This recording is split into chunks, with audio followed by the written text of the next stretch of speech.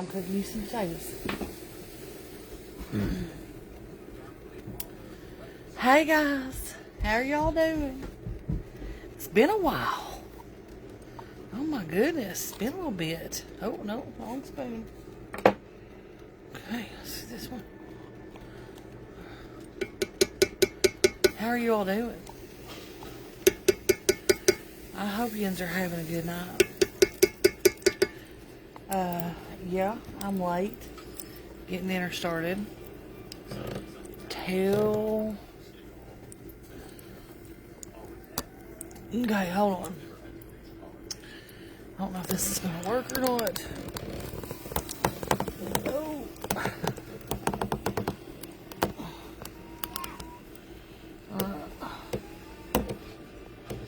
Alright.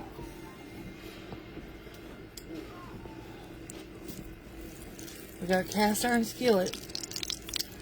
Now, anytime you're going to fry potatoes, you really need a cast iron skillet.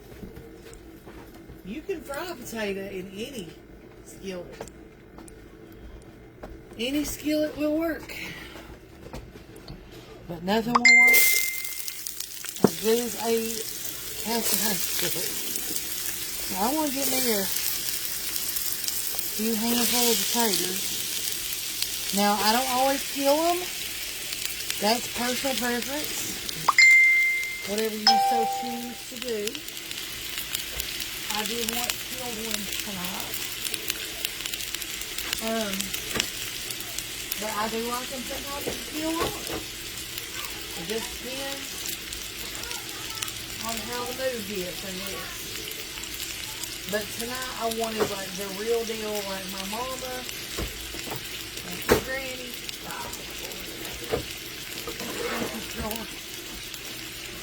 Would have made it. Now we're going to chop potatoes and cabbage and onions, okay? So we're going to keep the seasoning real simple.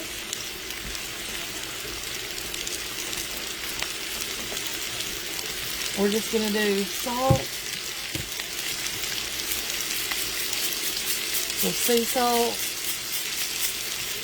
and black pepper. Alright. Alright, now I'm going to go find the lid and stack it. Now I'm using baconette, which is basically just bacon grease the way it is.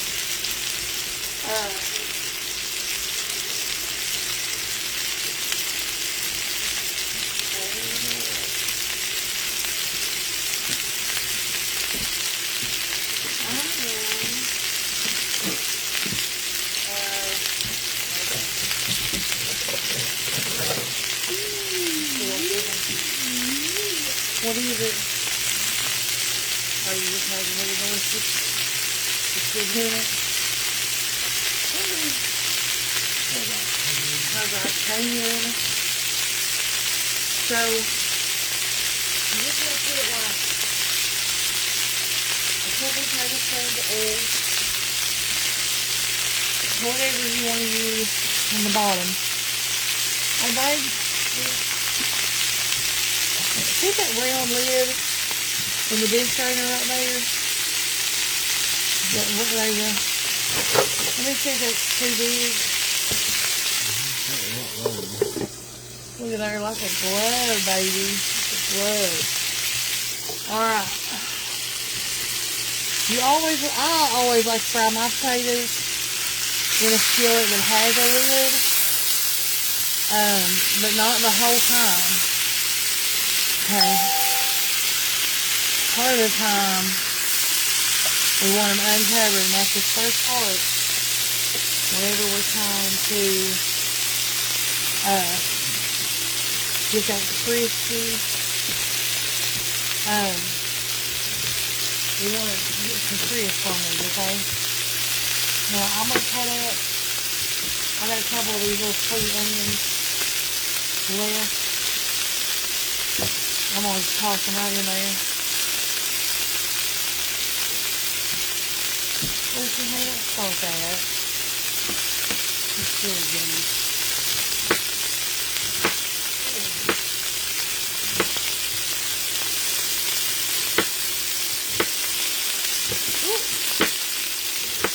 This hand over his sleep.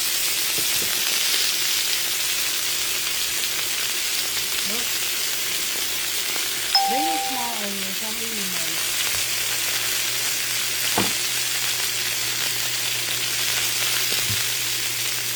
Have you never fried potatoes and cabbage together? It has some pretty deep Irish roots to do that.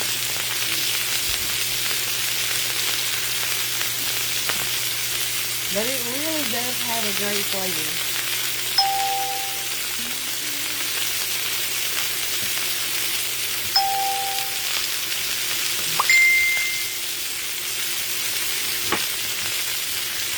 Okay, hold on and I can see. I'm out of practice, people. I've been neglecting y'all. I've been neglecting myself. But we're back on it now. We're back on it. Alright. Now watch some candy cheese. Once I add me a little bit of time. I like mine cut up in thin shreds. So let's flip this over real quick. Yeah, see that golden? See that golden on those taters? That's what I'm looking for. See like that right there? That is ideal. Okay.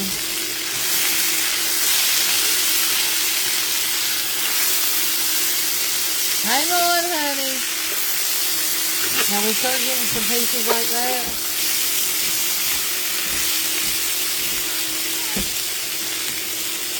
We're gonna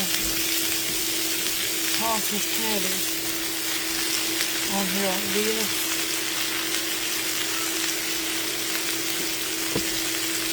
We're gonna toss it on there like that.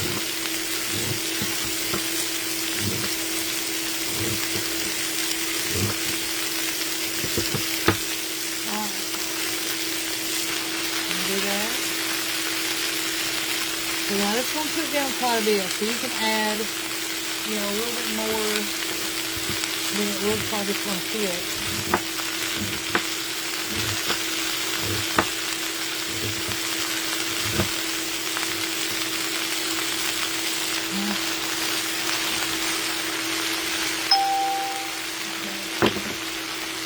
And once we get it up like this, oh, hold on, that's my favorite. See that? Ooh, wait.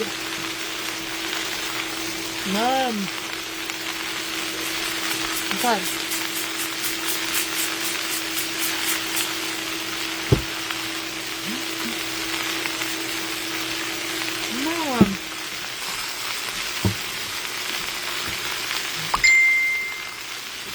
With this California garlic pepper too.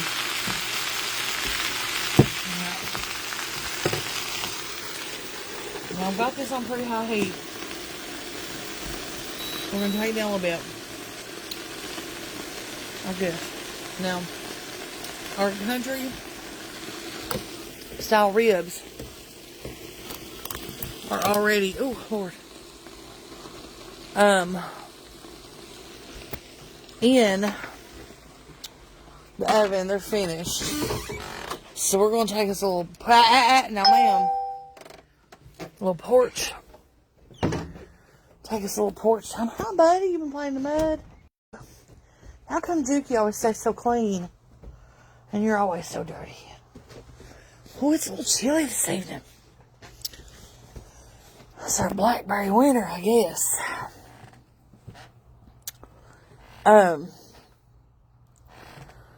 Sorry.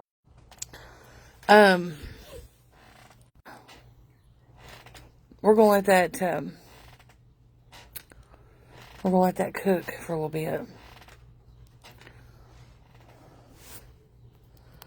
saying they can't hear me. Can you hear me now? I did not boil the potatoes.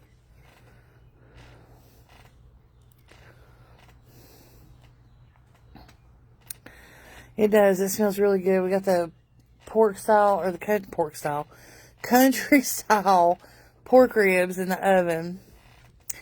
And I like to cook those until the fat on them like caramelizes.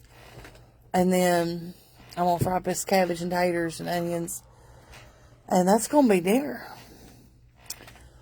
I was going to make cornbread, and then I thought, I've been doing so good. I'm just going to let that cornbread go. Just going to let it go. Probably give Big A few slices of light bread. Did anybody else call it light bread? Growing up, like, some people have asked me before when I've said that, like, what is light bread? Or what is sweet milk? We always called regular milk sweet milk. And then, of course, there was buttermilk. And then, but a lot of people didn't do that. I don't know. And then we called just a loaf of bread, just that you buy at the store. We always called that light bread. And then goulash, Jolene. Ooh, that would have been perfect tonight. Oh, man, with this cold, rainy weather. Shoot. Man, I'd like a big pot. You know what? That's going on the rotation. At some point in the next few days, we're going to make some goulash. But did anybody else, and then what does everybody call the ends of the bread? We call it the heel. I don't know.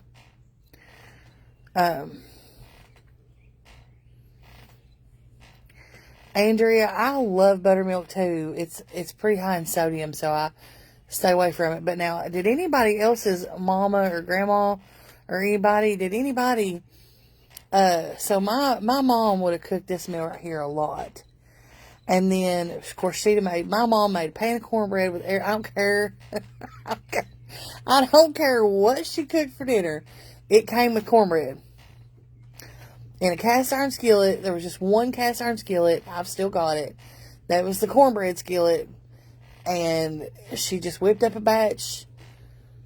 Yeah, but see, my mom was not a big meat eater. So later on in life, when she was just at home by herself, you'd come in and my mom would make a meal out of, like, she'd open her can of Lux pinto beans, bake her a pan of cornbread, and fry her some taters. And she was perfectly content with that. But what I was going to ask you is, did anybody else's people have milking bread? Which is where you take the old cornbread from the day before or earlier that day, or if you made it for dinner, for supper, and then you waited a little while and there's a couple pieces left, Mama would go in there and she'd crumble that up, because Mom got her bottom and her sides real done. And she would crumble that up, and then she put it in a tall glass and pour ice cold buttermilk over top of it. And sometimes she'd chop up good green onion or just a yellow onion out of the pantry or whatever. And then she would season it with black pepper. And she'd sit down with a spoon. And she acted like that was a flat delicacy. So did anybody else's people ever have milk and bread? Cornbread and buttermilk? Did anybody else do the onions and the black pepper? I mean, Mama did it. It was an every night situation. Growing up, we always had a jug of buttermilk in the fridge, and she didn't believe in that old low fat, watered down buttermilk. It had to be that stuff that was so thick. It come out there like it's clabbered. So for me, which I haven't made goulash in a long time, but for me, it has to be tomato based. It's got to have usually ground beef in it, I guess, is what we always had. And you gotta be careful. You can get carried away with it, and it's just like chili with noodles in it. It's just wrong. It's more like I like mine just like beefy macaroni and tomatoes. That's kind of how I would describe the goulash that I grew up on. Yeah.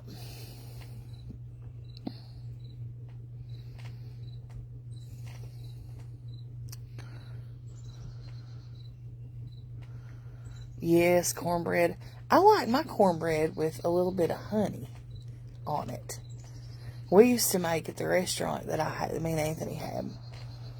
I started opening for breakfast.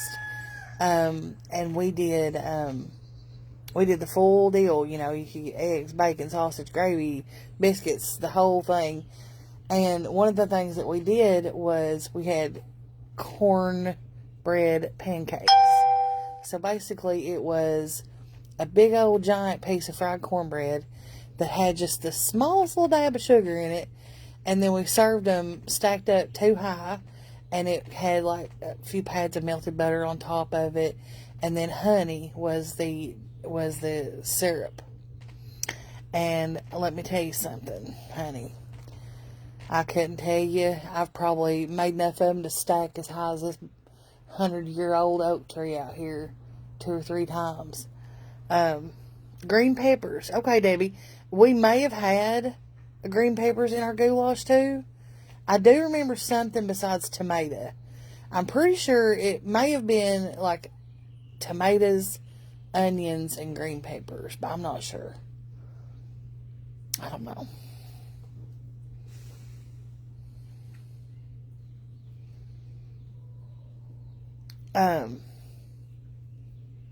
Bell peppers. So a lot of people put bell peppers in it. I don't know. I'm gonna look around tomorrow. I'm gonna find me a good recipe, and we are gonna have some goulash because Bannon will probably like that too. Lord, I haven't made it in years. Mom used to make it quite a bit. And that's probably why I haven't made it in a long time, because goulash was one of those things that just went on the menu pretty regular.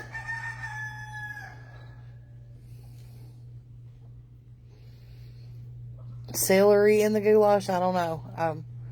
I think it's regional. I think it's like wherever you're from, that's how your goulash was made. But I do remember it, to me, growing up, it was literally like green peppers were probably something that Mom didn't want to pay for. So mine was more like a macaroni and tomatoes with ground beef in it. That's just kind of how I remember it. Oh, I turned my potatoes down so my cabbage will steam up, but I'm gonna go check. Ian's got me worried now. My ducks are starting to make duck noises instead of peep peeps. They're making quack quacks. Whoo! It smells right in here now. Come on, Anthony, honey. Would you care to go over there and get that pork out of the... I turned it off, but it may need to come on out of there. Out of the oven. I can get it in just a second if you don't want to. Okay, let's see what we got here. Let's get all this in here together now. Oh yeah, baby. I'm glad you just told me to come on in here, because we got it a little bit too done if we waited very much longer. But it's good. See, now I like a piece here and there that's, a little charred up. That's me though. Alright, this steam is doing this catgut. So you gotta put that lid on, even if you're just frying taters. You gotta put that seal like that. That's my favorite part. You gotta put the lid on so that the potatoes can get done. Otherwise, you'll be going along eating your potatoes, your fried taters, and there'll be some of them that are done and some of them ain't. It's just, ooh, yummy. Okay. So now, we mixed up all Are they good? Let me show you these ribs. Hang on. So now I've got it all mixed together. Which, see, here's another burnt one. It's my favorite. Ooh. I'm going to leave it there. Okay. We're going to leave the lid back on so this cabbage can steam up a little bit more.